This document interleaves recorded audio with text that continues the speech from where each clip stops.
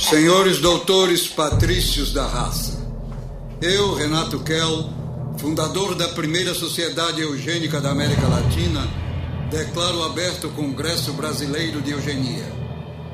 Nós estamos em 1929, no Rio de Janeiro.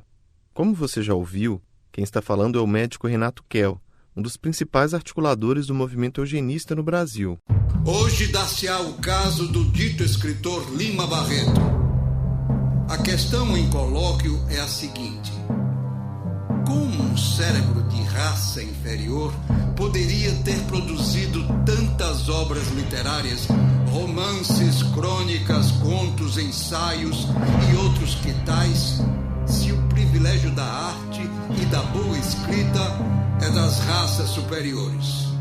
Com a palavra, o dito escritor Lima Barreto. Antes que o Lima Barreto comece a falar, é bom a gente esclarecer uma coisa. O Congresso Brasileiro de Eugenia de fato ocorreu em 1929 por iniciativa do Dr. Miguel Couto, presidente da Academia Nacional de Medicina. Renato Kell foi o secretário-geral e fez uma das conferências do evento. Como você já deve ter imaginado, esse registro não é uma gravação original do encontro. O caso citado também não ocorreu. Os áudios que você está ouvindo são do monólogo Traga Minha Cabeça de Lima Barreto, com direção de Fernanda Júlia, dramaturgia de Luiz Marfus e atuação de Hilton Cobra, que interpreta o escritor. A peça faz um exercício. O que aconteceria se eugenistas fizessem uma análise da cabeça do grande escritor Lima Barreto, que era negro e, portanto, considerado inferior? A análise do tamanho do crânio e do cérebro era uma das maneiras de se medir a inteligência e a superioridade de determinada etnia. A técnica foi incorporada pela eugenia para ajudar a entender quem eram os melhores e quem eram os piores. O Congresso, na verdade, é o grande centro nervoso do espetáculo. Por isso, o espetáculo também é uma conversa de Lima com o espectador e a conversa e o embate dele com os eugenistas. Esse é o Hilton Cobra, que também é conhecido como Cobrinha. Além de ator, ele foi presidente da Fundação Palmares entre 2013 e 2015. A montagem do espetáculo veio após ele interpretar o personagem mais famoso de Barreto nos palcos, Policarpo Quaresma. A pesquisa para o personagem despertou interesse sobre o autor e sobre a loucura, que afeta tanto Quaresma quanto Lima Barreto. Eu queria continuar a trabalhar com esse universo da loucura, muito embora todos nós hoje sabemos que Lima Barreto jamais foi louco. Ele surtou por racismo, surtou por falta de reconhecimento, ele se drogou com as bebidas. Lima morreu em 1922, 7 anos antes da realização do Congresso de Eugenia. No espetáculo, seu corpo é trazido de volta, mas junto vem sua consciência, que não se cala e rebate as teses apresentadas no evento. O texto combina escritos do autor com enxertos criados pela dramaturgia, a partir dos diários do próprio Lima. Você vai escutar alguns trechos do espetáculo e de leituras que o Wilton fez especialmente para esse episódio. Entrego-lhes meu cérebro para ser submetido à dissecação pública. Que façam dele o que melhor lhes convier. Que seja procedida a autópsia da cabeça do dito escritor Afonso Henriques de Lima Barreto. O espetáculo estreou em 2017 em um contexto de resgate da obra e da vida do Lima. Naquele ano, ele foi homenageado na Flip, a Festa Literária de Paraty, um dos mais importantes eventos literários do país. Também ganhou a biografia Lima Barreto, Triste e Visionário, de Lília Schwartz, publicada pela Companhia das Letras. Esse retorno do autor de Triste Fim de Policarpo Quaresma também contribuiu para uma reflexão sobre seu papel na luta contra o racismo científico. Enquanto escritor, ele criticava o bovarismo da sociedade brasileira, de não se aceitar e desejar sempre ser o outro. A gente já falou sobre bovarismo lá no episódio 3. E é aí que as críticas dele batiam de frente com a eugenia, mesmo que ele não se dirigisse diretamente aos eugenistas, como faz na versão teatral.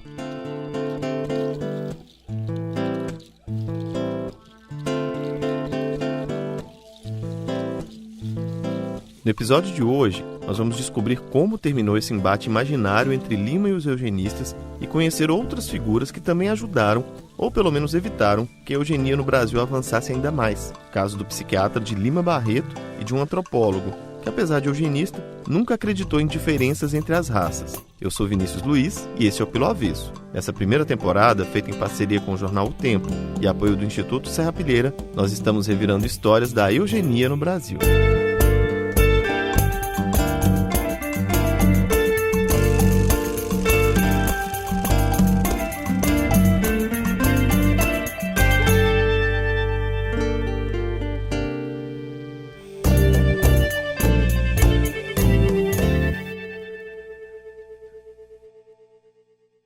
sou Afonso Henriques de Lima Barreto, nascido a 13 de maio de 1881, na cidade do Rio de Janeiro. Eu sou filho legítimo do mulato João Henriques de Lima Barreto. A minha mãe, Amália Augusta Barreto, era filha de escravizados. E a minha bisavó foi trazida pela cegonha matadora, o navio negreiro. Eu nasci sem dinheiro, negro e livre.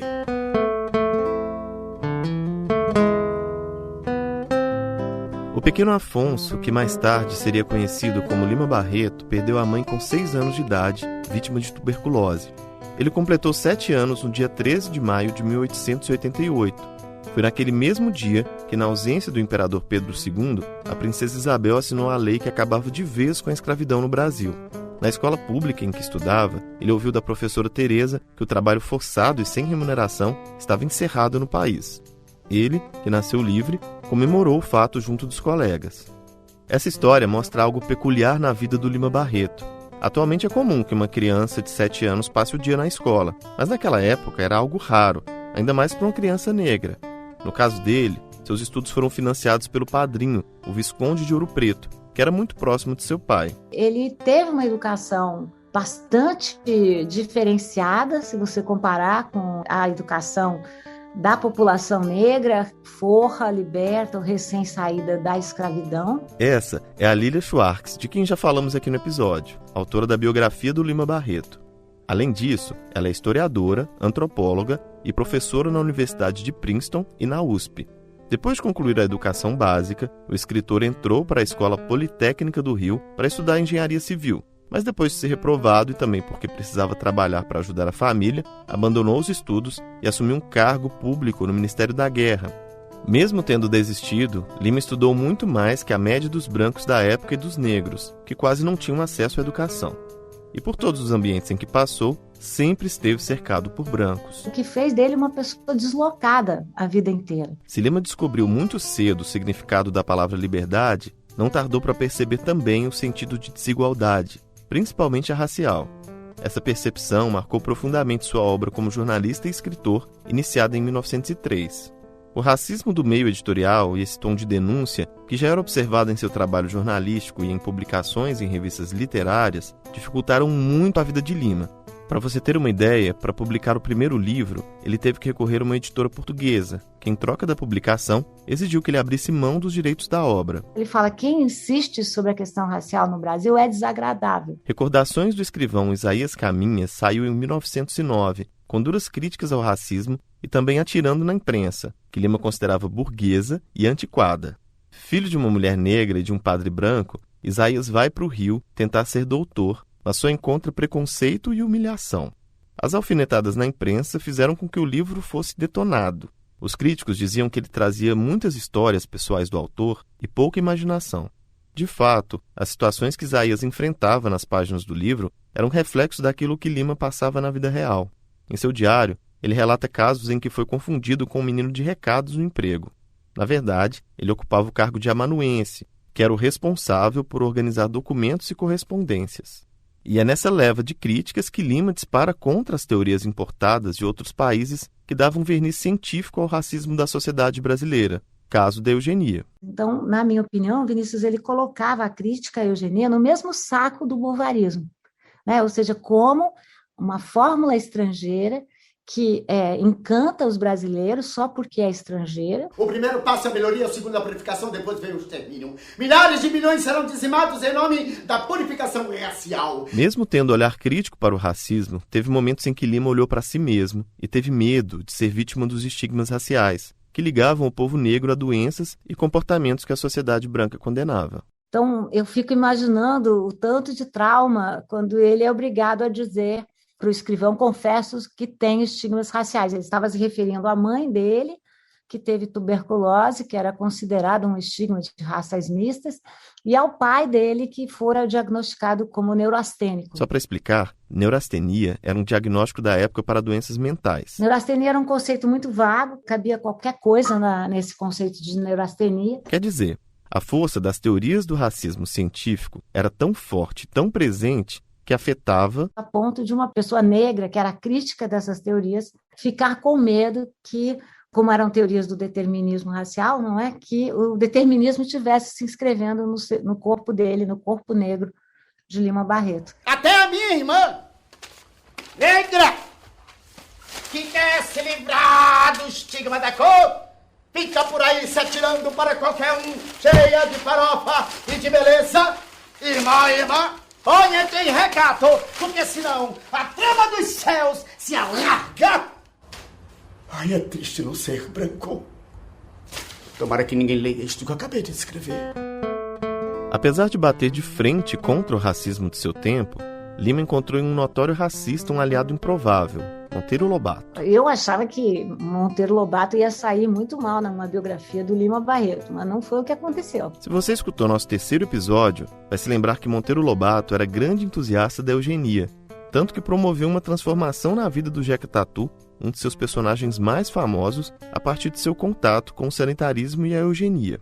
E escreveu uma ficção científica em que branqueava, alisava os cabelos e esterilizava negros para resolver o problema dos Estados Unidos, o livro O Choque das Raças ou O Presidente Negro.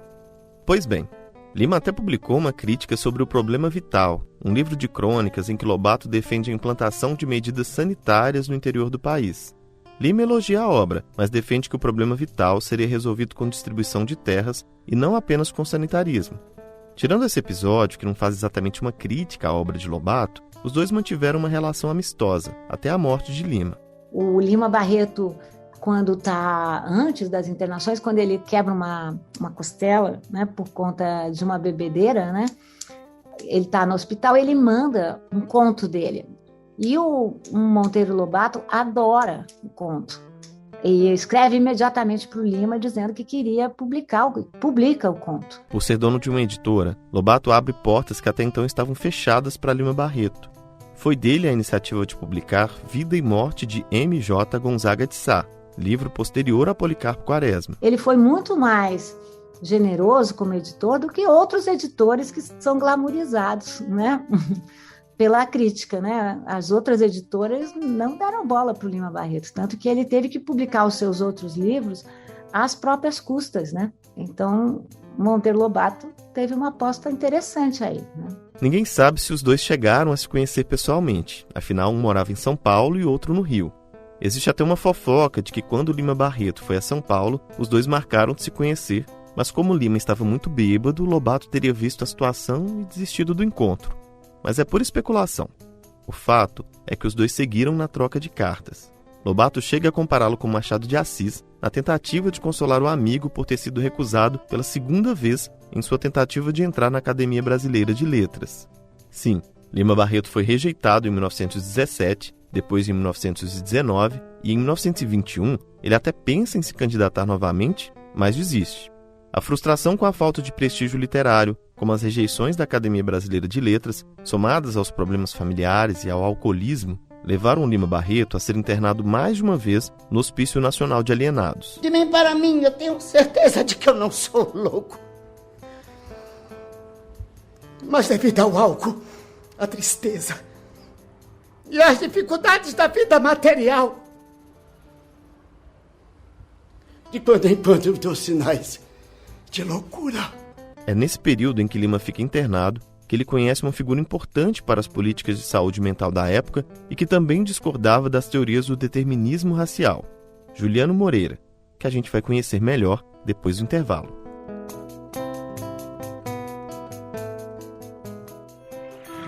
Oi, humanos! Eu sou a Coral Repórter Mili e tô aqui com a Mussi. Nós somos corais da Praia de Porto de Galinhas, em Pernambuco. E também estamos fazendo investigações, só que investigações marinhas. E é por isso que toda segunda, ao meio-dia, eu e Mili embarcamos com as crianças em um mar de histórias sobre o ambiente marinho. Para saber mais, acesse ummardhistorias.com. Isso mesmo! Então chama as crianças e vem com a gente que juntos vamos descobrir os segredos do mar.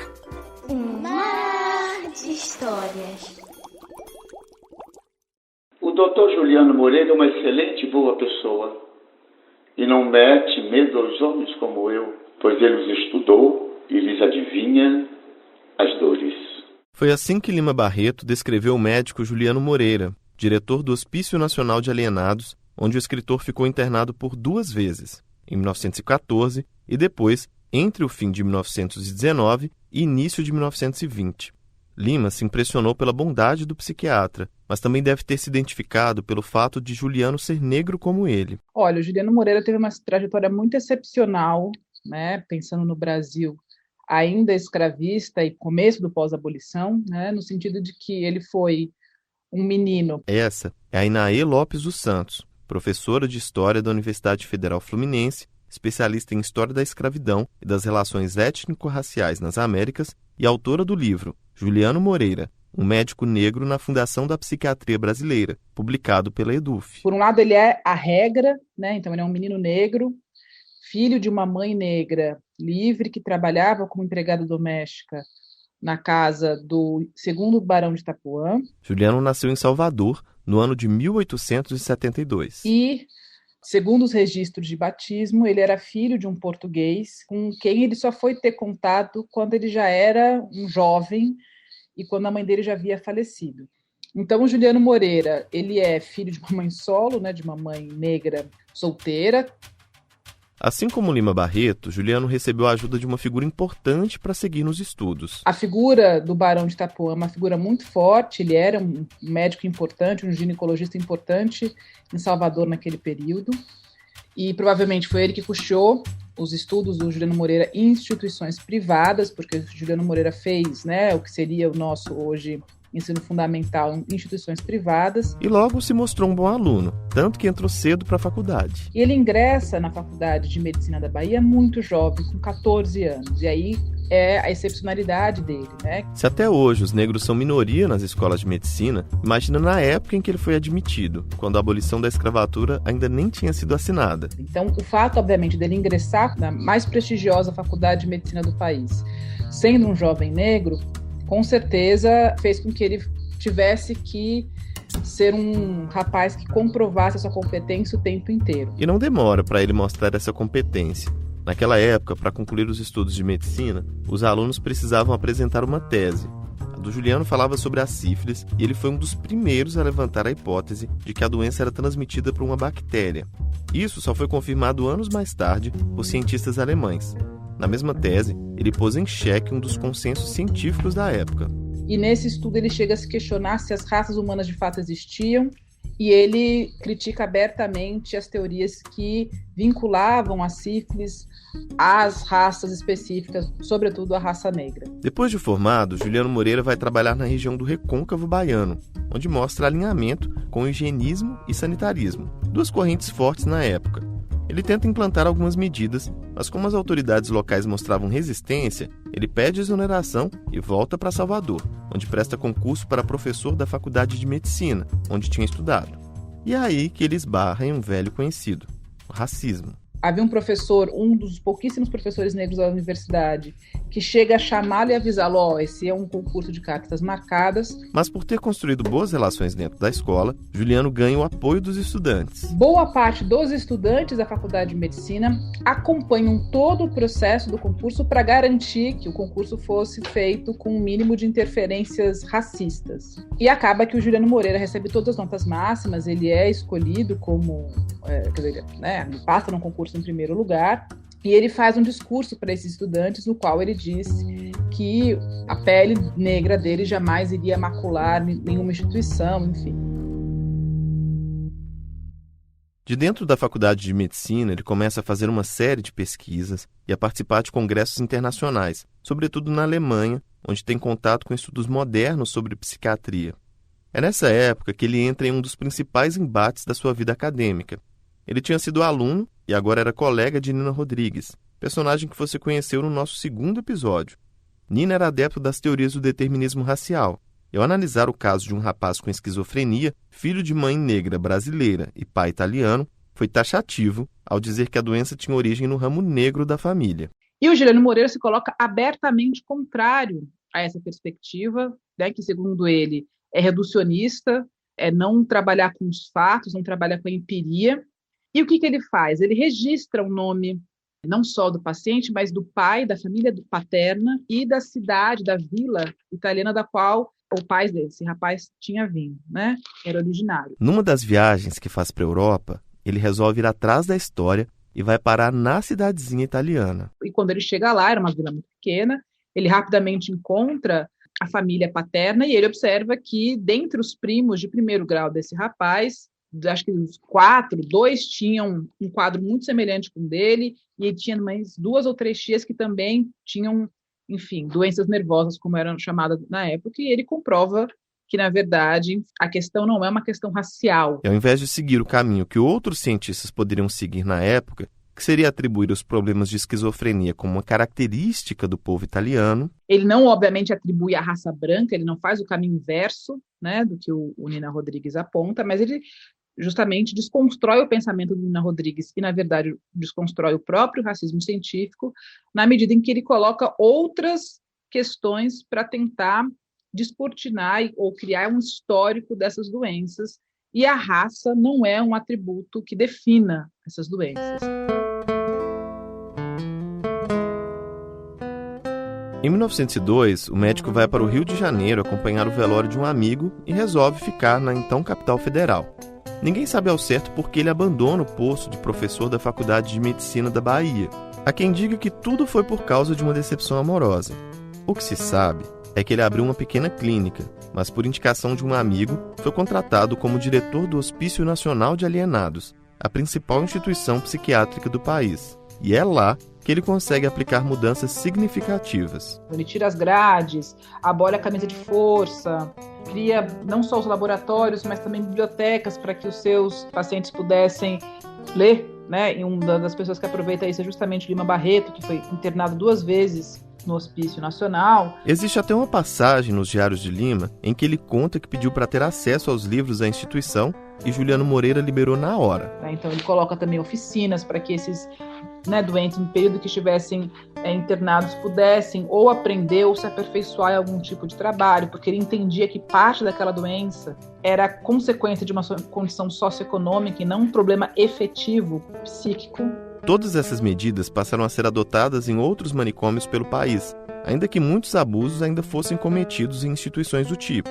E nesse ponto é importante a gente destacar que as medidas que o Juliano tomou eram avançadas para a época, mas muitas práticas que hoje foram abolidas continuaram a ocorrer dentro dos manicômios.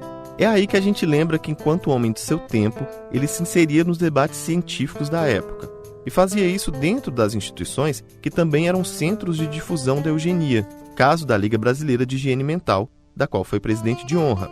Mas ele sempre se posicionou contra... O pressuposto da eugenia era o que ele estava criticando durante toda a sua vida, que era, enfim, a teoria da degenerescência racial, né? E a possibilidade de você criar uma raça, da existência de uma raça superior, uma raça pura, enfim. Mas o Juliano Moreira era um homem muito afeito aos debates científicos, né? Então, por um lado, o que ele está vivendo nesse período é uma disputa do saber. Em 1929, durante o discurso ao receber uma medalha pelos seus trabalhos na Universidade de Hamburgo, na Alemanha, ele traz uma série de elementos científicos para embasar efetivamente a sua crítica à teoria da degenerescência racial. O prestígio do Juliano Moreira era tão grande que, quando Albert Einstein visitou o Brasil, ele foi o responsável por receber o cientista. A visita foi bastante badalada, inclusive porque o alemão teve uma crise de suor depois de experimentar o vatapá apimentado que o colega brasileiro serviu no almoço. Apesar do revertério, o criador da teoria da relatividade guardou ótimas impressões do Juliano Moreira. E o Einstein fica impressionado com encontrar um homem negro nesse lugar. Com a Revolução de 1930, que colocou Getúlio Vargas no poder, Juliano Moreira foi destituído do posto de diretor do Hospício Nacional de Alienados. Mais à frente, foi afastado da Liga Brasileira de Higiene Mental. Nessa época, seu estado de saúde estava se agravando, pois ele convivia com a tuberculose há algum tempo. Em 1933, com 61 anos, ele faleceu na cidade de Correias, no Rio de Janeiro, para onde tinha se mudado com a esposa. A morte de Juliano Moreira foi noticiada em jornais do Brasil e do exterior. Um discurso em homenagem à memória do cientista, Edgar Roquette Pinto relembrou a disputa com Nina Rodrigues e como Moreira sempre se guiou pela ciência. Ele era assim mesmo, enamorado da música e das ciências naturais. Discípulo querido da escola de Nina Rodrigues, em matéria de antropologia deixou longe o mestre no que diz respeito às teorias relativas à seriação das raças e aos cruzamentos. Nesse particular, esboçou um esquema dos nossos tipos antropológicos, chave que, Se não pode ser aceita integralmente, desenha nítida orientação, segura e marcada, apoiada em verificações objetivas. Agora, a gente faz uma pausa e, na volta do intervalo, vamos conhecer melhor o autor dessa homenagem a Juliano Moreira. Oi, eu sou Amanda Flora e queria te convidar para conhecer o Prato Cheio, um podcast sobre alimentação que tem tudo a ver com Pelo Avesso. Isso porque a ciência também foi muito usada para criar confusões e afastar as pessoas da comida. E a 4ª temporada do Prato Cheio, que estreou no dia 17 de agosto, fala justamente desse encontro tenso entre a alimentação e a ciência. São 8 episódios inéditos que estão disponíveis em todos os tocadores digitais e também no YouTube. Te espero lá. Escreva essas linhas no fim do 2º dia de trabalho do Congresso de Eugenia, em julho de 1929. Essas palavras foram escritas pelo médico e antropólogo Edgar Roquette Pinto, de quem nós já falamos algumas vezes ao longo da temporada.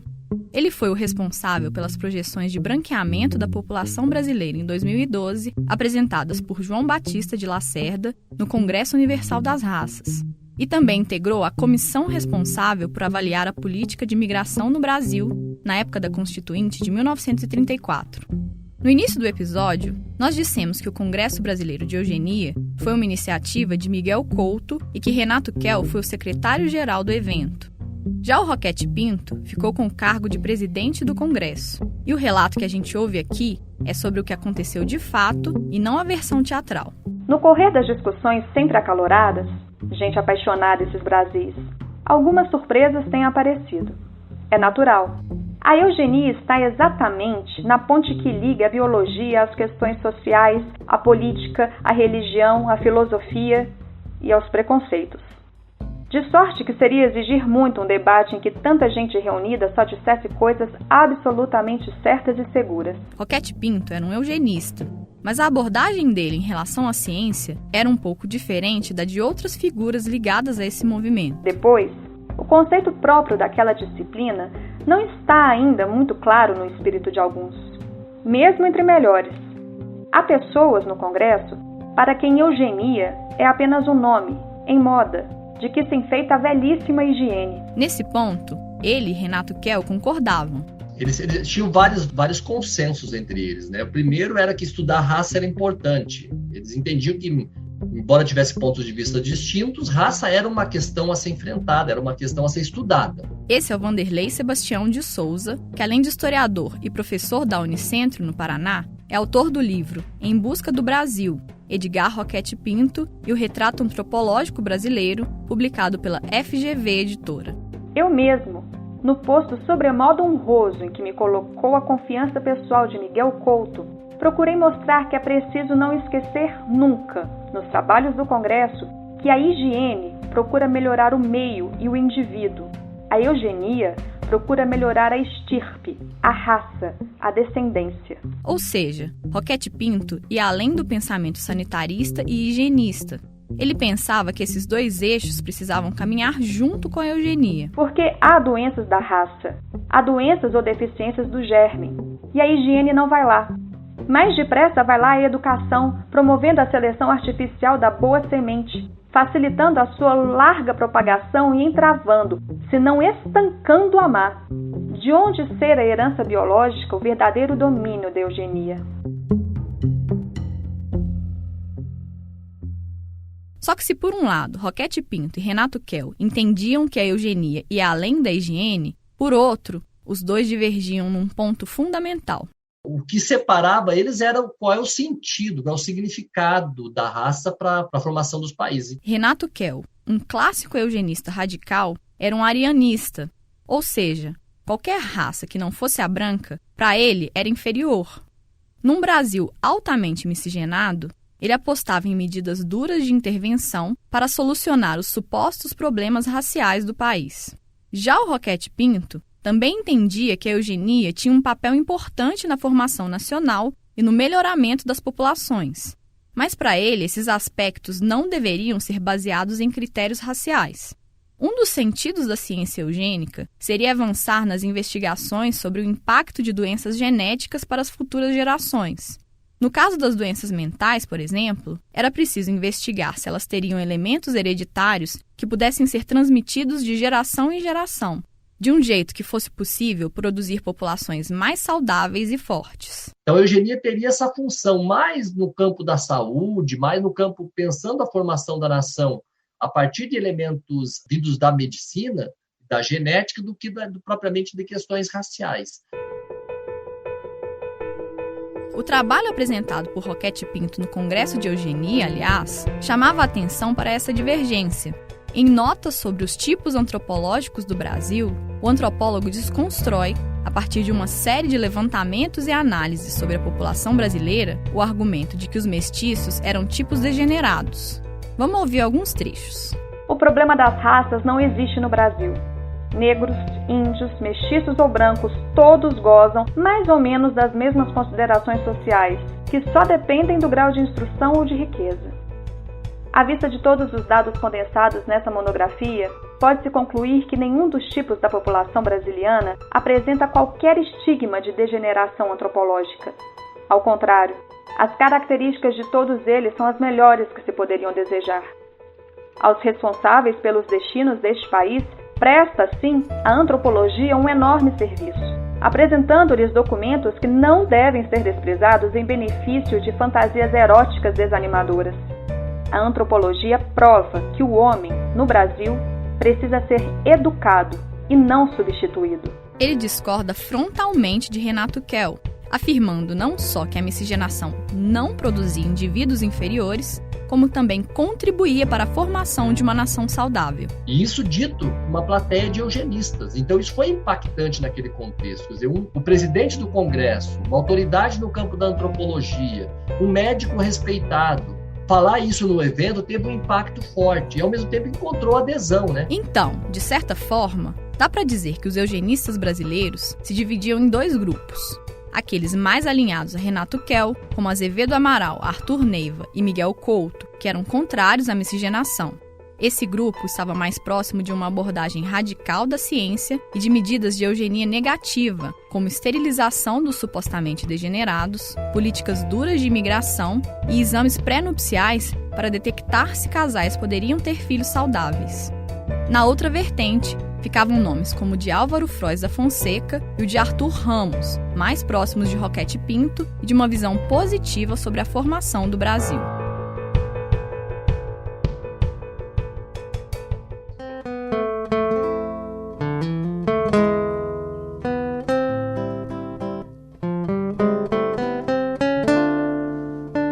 Edgar Roquette Pinto nasceu em 1884, no Rio de Janeiro. Quando tinha 5 anos, os pais dele se separaram. A mãe, então, pegou ele e o irmão e se mudou para a fazenda Bela Fama, na região de Juiz de Fora, aqui em Minas Gerais. Na ausência de contato com o pai, o avô foi quem fez as vezes de figura paterna. João Roquette Carneiro de Mendonça cultivava café na fazenda e também se envolveu com a política, sendo eleito senador estadual por 3 vezes. Nas memórias que escreveu sobre a vida na fazenda, Roquette Pinto lembra com carinho das noites de São João, um dos dias mais importantes do ano. Uma parte dos festejos acontecia ao redor da fogueira, ao som de cantigas populares embaladas por batuques, violas e sanfonas. A outra era no salão de piano, com cantigas italianas e francesas. A vida na fazenda foi marcada, de um lado, pela convivência com trabalhadores negros, livres após a abolição, e de outro, pela presença dos modos de vida aristocráticos de uma burguesia rural. Por conta disso, tanto a cultura africana quanto a europeia deixaram marcas em seu imaginário social.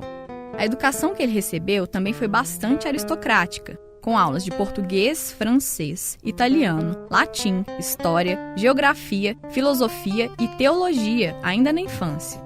Em 1896, aos 12 anos de idade, o jovem Edgar retorna com a família para o Rio de Janeiro.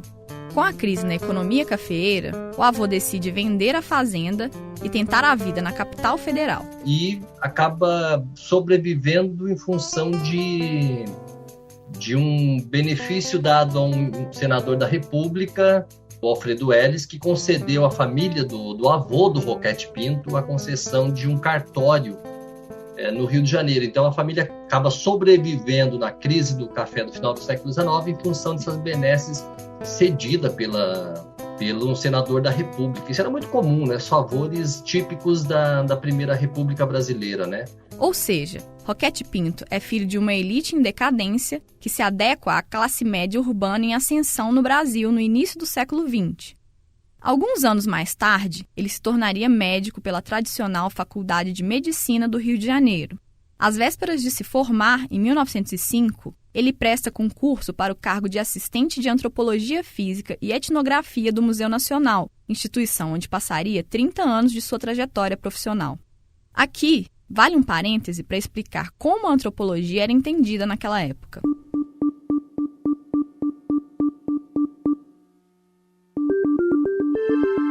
Na virada do século XIX para o XX, a antropologia era muito próxima da biologia e das ciências naturais. Seu papel naquele contexto era pensar a evolução biológica humana a partir dos referenciais da própria biologia. Não se falava ainda em antropologia cultural ou antropologia social. O foco dos estudos eram os aspectos físicos, anatômicos, fisiológicos e genéticos que constituíam os seres humanos. Por conta disso, a antropologia era uma ciência essencial para pensar a formação do Brasil.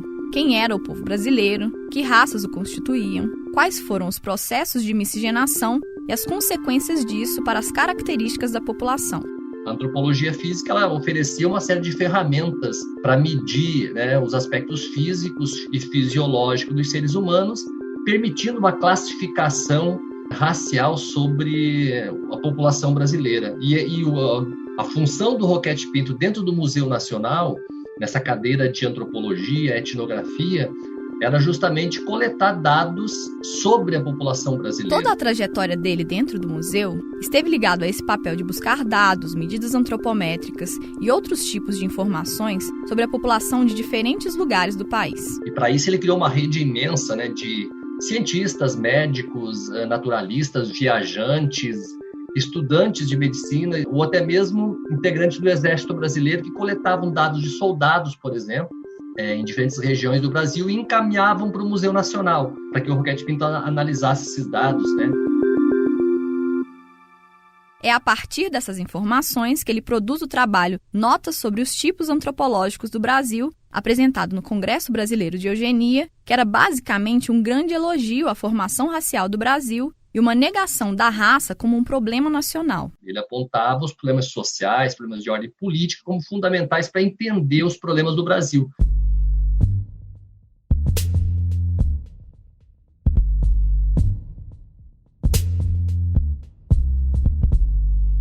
Nos anos 30, você deve lembrar dos episódios anteriores, Renato Kell e seus aliados defendiam que a população brasileira, da forma como era composta, atrapalhava o progresso do país e por isso ela precisava ser branqueada com muito sabão de coco ariano.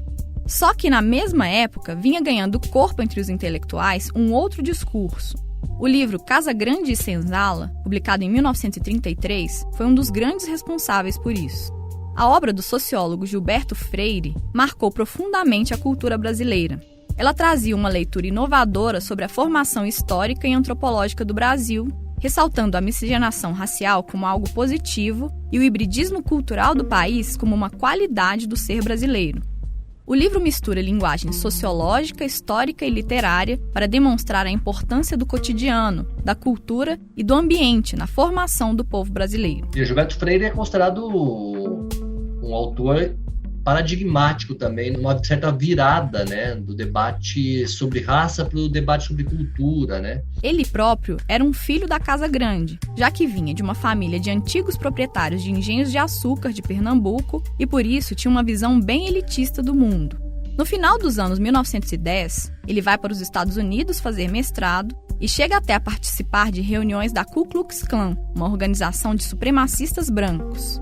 Mas nessa mesma passagem pelo país, ele acaba mudando de perspectiva graças ao contato com a obra de Franz Boas. Franz Boas foi um antropólogo alemão radicado nos Estados Unidos que fundou o campo da antropologia por lá. Ele era contrário às teses deterministas e às teses radicais da eugenia e da genética. E é ele quem revela a Gilberto Freire o conceito de cultura e a possibilidade de visualizar a realidade a partir dessa perspectiva e não do conceito de raça. E ele fala que a grande virada dele, ou seja, a maneira com que ele superou, o esforço dele para superar o racismo, tem a ver com o entendimento do conceito de cultura. Tem a ver com o entendimento de que as características humanas, as capacidades humanas, as funções humanas, elas são devidas ao meio, são devidas às culturas e não à biologia, e não à raça, como ele pensava inicialmente.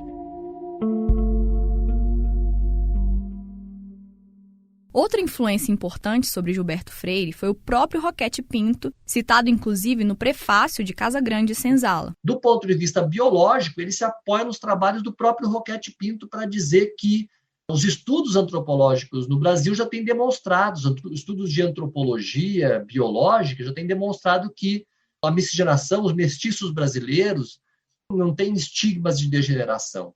Eles são eugênicos. A obra de Gilberto Freire projeta um país mestiço, africano, indígena e também europeu. A grande mitologia criada pelo Gilberto Freire é pensar a integração entre brancos, negros e indígenas a partir de uma certa ideia de harmonização racial, de harmonização cultural, né? Ele entende que, essa é a tese do Gilberto Freire, que o Brasil se processou uma combinação de cultura, um caldo de raça, que gerou uma estabilidade, né? Ele vai dizer que no Brasil os antagonismos estavam em equilíbrio. A valorização do mestiço como um elemento sintetizador da formação brasileira acabou se tornando uma ideologia oficial do governo Vargas. Apesar das contradições do governo em relação à questão da raça, já que as leis de imigração do período ainda miravam o sonho do branqueamento, o discurso nacionalista de Getúlio Vargas projetou no mestiço o símbolo da identidade do país. Outro fato importante dessa época foi o lançamento do Manifesto dos Intelectuais Brasileiros contra o Preconceito Racial, em 1935. Liderados por Roquete Pinto, Gilberto Freire e pelo psiquiatra Arthur Ramos, esse grupo chamava a atenção para o uso político que vinha sendo feito de ideias pseudocientíficas que tinham o objetivo de propagar rivalidades e sentimentos racistas. O contexto do manifesto era a preocupação com a expansão das ideias eugênicas e do racismo científico pelo mundo, influenciada pela ideologia arianista propagada pela Alemanha nazista. Então havia uma clara posição desses intelectuais contra a eugenia, contra essa eugenia mais radical, contra o racismo. Levando tudo isso em conta, dá para dizer que Renato Kell e os defensores da eugenia radical saem derrotados no final dos anos 30. Ela não consegue se institucionalizar mais a partir de meados dos anos 30. O próprio Boletim de Eugenia deixa de existir a partir de 1934. A Comissão Central Brasileira de Eugenia, ela perde a função a partir de meados dos anos 30. O grupo em torno do Renato Kell também vai diminuindo e a própria projeção do Renato Kell vai perdendo forças.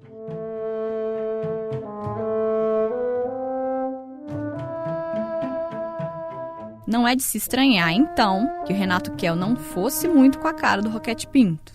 Aliás, a antipatia vinha de muito antes disso, desde o Congresso de Eugenia, no fim da década anterior.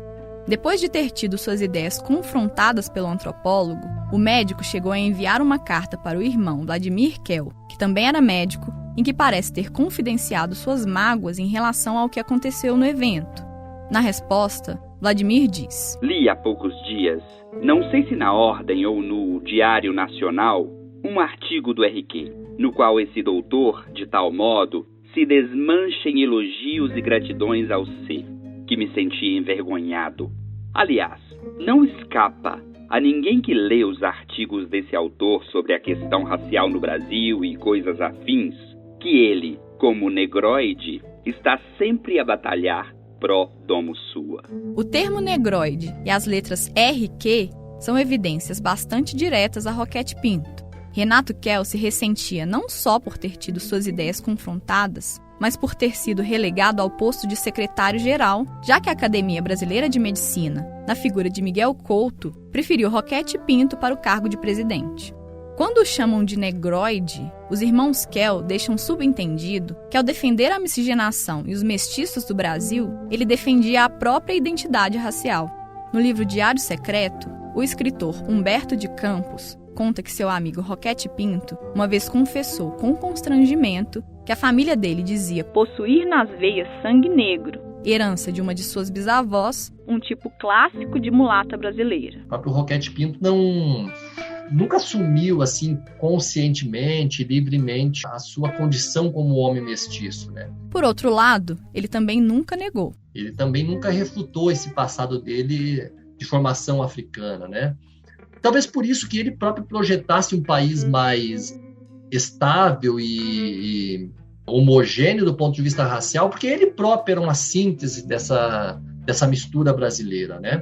Outra ambiguidade em relação ao Roquete Pinto é que, por mais que ele negasse a raça como um problema e visse a mestiçagem como uma coisa boa, ele defendeu a tese do branqueamento até o fim da vida. Lembra que foi ele que fez os cálculos de que o Brasil teria maioria de brancos no ano de 2012? O Roquete Pinto morre em 1954, mas mesmo nos anos 40, o Roquete Pinto ainda continua acreditando nessa ideia de que o Brasil vai se transformar num país, se não branco, num país moreno, conforme ele chamava. Ele não defendia que o Brasil precisava ser branqueado, mas acreditava que essa era uma tendência observada na população. Nas suas projeções, o tipo brasileiro no futuro teria características próximas às do moreno, do europeu mediterrâneo. E é uma tese racista em última instância, porque ela parte do princípio de que os europeus iriam predominar.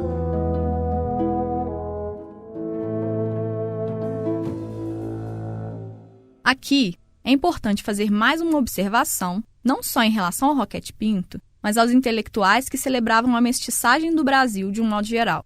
Eles tinham uma relação muito próxima com as elites brasileiras. Então, em alguma medida, compartilhavam divisões como a ojeriza a uma ideia de país de descendência africana ou indígena. Então, aqui cabe uma grande crítica à tradição intelectual brasileira.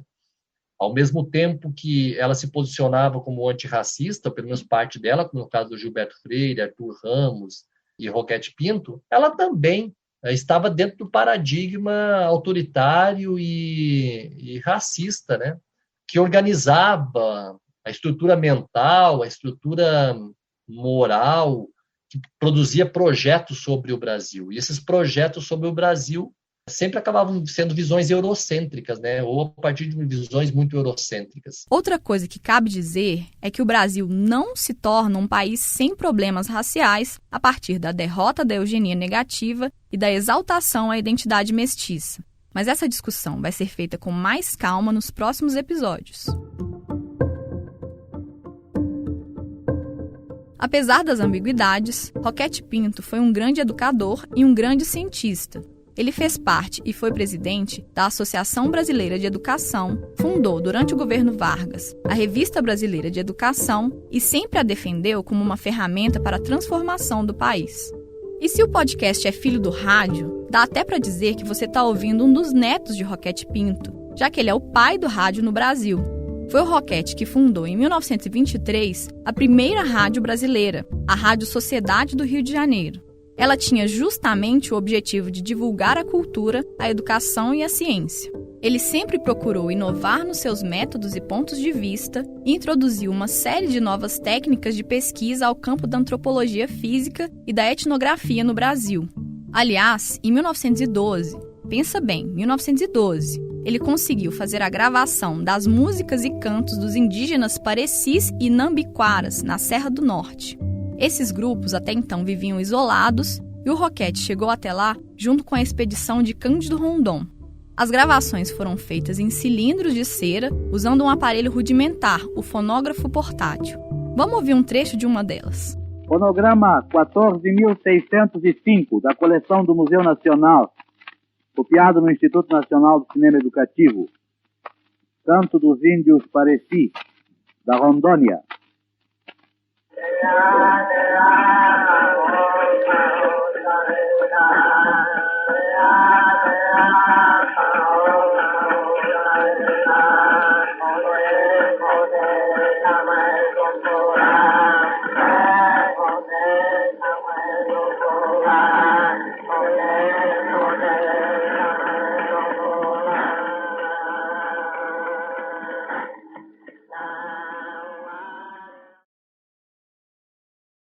Dou por encerrado meu exame preliminar na cabeça do senhor Lima Barreto. e aponto fortes traços de degenerescência social e inferioridade intelectual. Se não pelo tamanho do cérebro, é pela mancha genética na alma. Estamos de volta ao universo da peça Traga-me a Cabeça de Lima Barreto. Depois de dar o diagnóstico sobre o escritor, o fictício Renato Kell ordena que a cabeça seja enterrada novamente e agradece a Lima pelas contribuições feitas à ciência. Naquela noite, só quando Lima partiu, um estranho fenômeno aconteceu. Cabeça de escritor explode em congresso e deixa escapar tesouro espantoso. Uma infinidade de crônicas, romances, contos, sátiras e uma multidão de personagens. Uma comunidade de espectros. Policarpos, Claras, Isaías, Gonzagas, outros que sabiam japonês, etc, etc. Não tenho provas de que tudo isso realmente aconteceu, mas posso afirmar com absoluta convicção de que eu estive lá. A licença poética do espetáculo nos ajuda a entender como os corpos negros foram e ainda são atravessados pelas teorias do racismo científico, aí incluída a eugenia. E isso se mostra evidente nos casos de dois dos personagens apresentados aqui no programa, Juliano Moreira e Lima Barreto. É isso, eles ocupavam lugares muito distintos na sociedade. Aqui é a Inaê Lopes dos Santos de novo.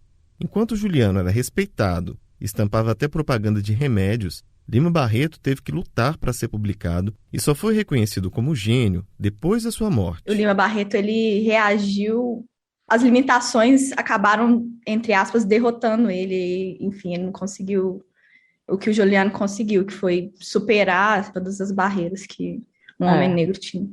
Exatamente. Ele sofre, né, da maior mazela ali, que é esse limite tênue do alcoolismo com a doença mental, com o lugar do homem negro, né?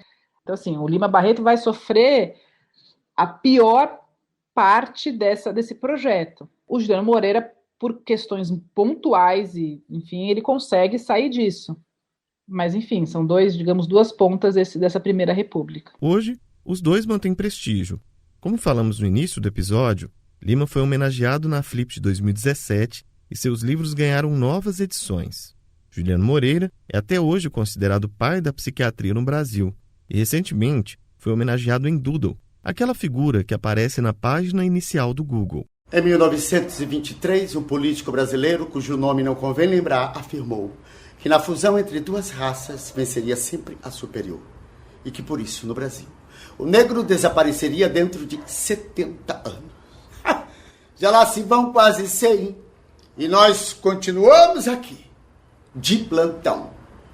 Calados ou indignados, ressentidos ou revoltados, derrotados ou bem-sucedidos, e mais do que bem-nascidos, seremos sempre muito bem lembrados.